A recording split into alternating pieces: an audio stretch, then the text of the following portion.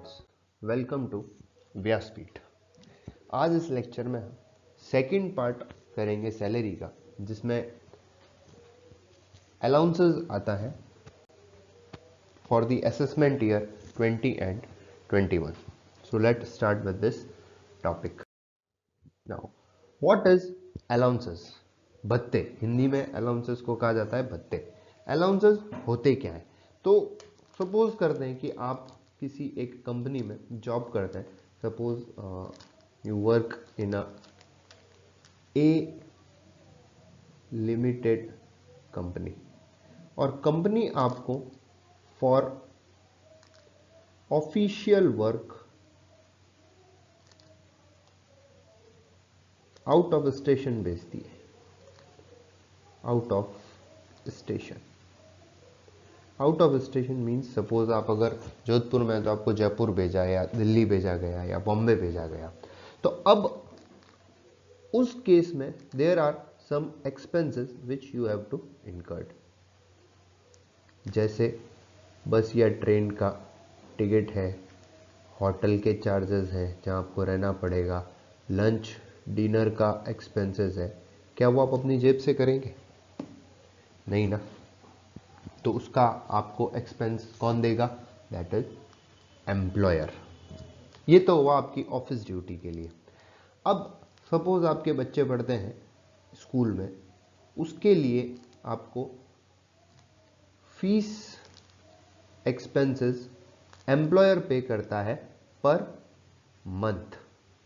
तो ये आपका क्या हुआ? पर्सनल एक्सपेंस हुआ। लेकिन फिर भी ये एक्सपेंस आपको कौन दे रहा है? एम्प्लॉयर दे रहा है ना। तो इसे हम क्या कहते हैं? अलाउंसेस कहते हैं। कैसे? Amount received by an employ from his employer besides basic salary to meet his personal और official expenses on duty is called allowances. तो ये जो आपने एक्सपेंसेस पे किए थे, चाहे वो टिकट का हो, चाहे वो होटल का हो, चाहे वो लंच डिनर के लिए हो, या बच्चे की पढ़ाई के लिए फीस के लिए जो पर मंथ आपको दिया जाता है, उसे हम क्या कहते हैं? अलाउंसेस कहते हैं। मतलब अलाउंसेस होता क्या है?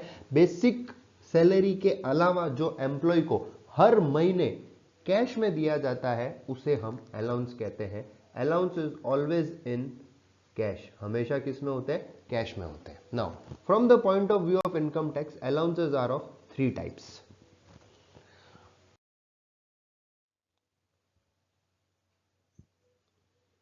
First is taxable allowance, second is partly taxable allowance, and next is tax free allowance. Suppose करते हैं कि आपकी बेसिक सैलरी जो है वो है 1 लाख रुपीज, बेसिक सैलरी पूरे साल की।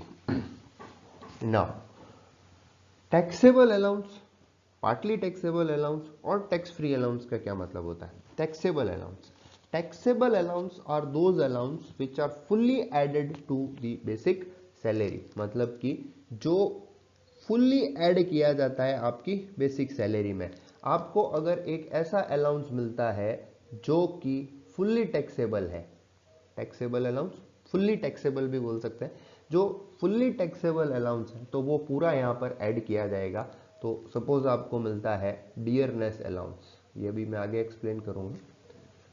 महंगाई भत्ता, डियरनेस अलाउंस मिलता है 5000, तो ये 5000 इसमें ऐड हो जाएंगे तो आपकी सैलरी टैक्सेबल आ जाएगी 1,05,000। तो that is the fully taxable allowance, जो कि पूरा का पूरा आपको बेसिक सैलरी में ऐड करना होता है।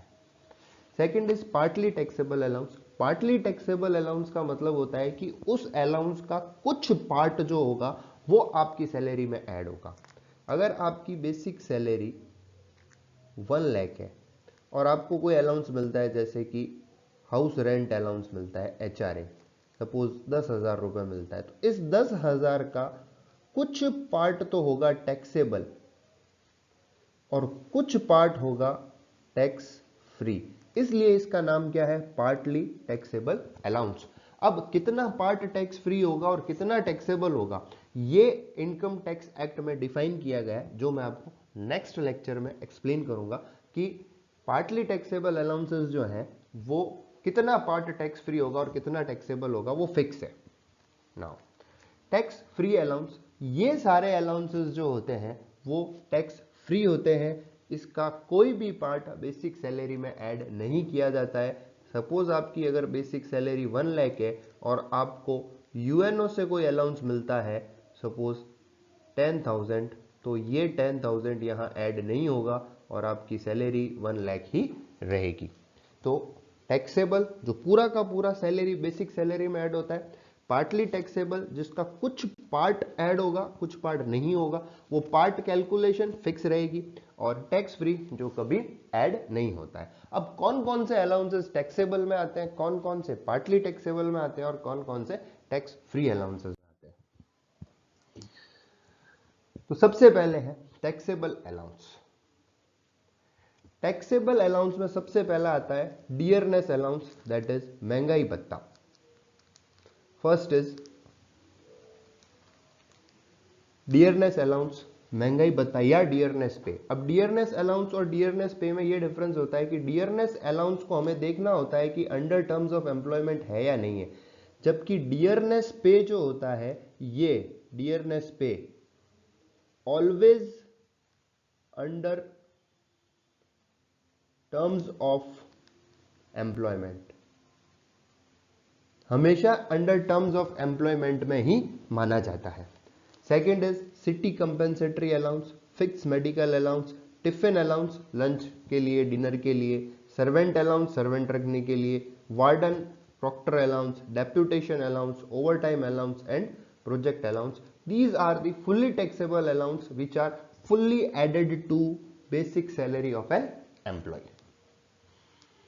Next is partly taxable allowance. ये अलाउंस ऐसे होते हैं जिनका कुछ पार्ट जो होता है वो टैक्सेबल होता है और कुछ टैक्स फ्री होता है। तो कौन कौन से अलाउंसेस होते हैं, जैसे house rent allowance, entertainment allowance, children education allowance, children hostel allowance, travelling allowance, daily allowance, transport allowance, uniform allowance and conveyance allowance. These are the partly taxable. और ये कितना टैक्स फ्री होता है इसकी कैलकुलेशन हमें दी गई होती है इनकम टैक्स लॉ में, जो मैं आपको नेक्स्ट लेक्चर में समझाऊंगा कि हाउस रेंट अलाउंस कितना टैक्स फ्री है, एंटरटेनमेंट अलाउंस कितना टैक्स फ्री है, चिल्ड्रन एजुकेशन अलाउंस कितना टैक्स फ्री है, ऐसे। And next is tax free allowance. ये कभी ऐड नहीं होते हैं, वो तीन है, foreign allowance, sumptuary allowances to high court and supreme court judges and allowances from UNO। तो फर्स्ट वाला फुल्ली टैक्सेबल पूरा ऐड होगा, लास्ट वाला फुल्ली टैक्स फ्री कुछ भी ऐड नहीं होगा। तो इन दोनों में तो कोई कैलकुलेशन करनी नहीं है आपको, ना इसमें कैलकुलेशन करना है ना इसमें कैलकुलेशन करना है। तो कैलकुलेशन किस में होगी, इसके अंदर होगी कि कितना टैक्स फ्री होना चाहिए, तो रिमेनिंग जो बचेगा वो टैक्सेबल होगा। वो नेक्स्ट लेक्चर में हम इसको एक एक अलाउंसेस को लेंगे कि कौन सा अलाउंस कितना टैक्स फ्री होता है। Next lecture partly taxable allowance. Thank you so much.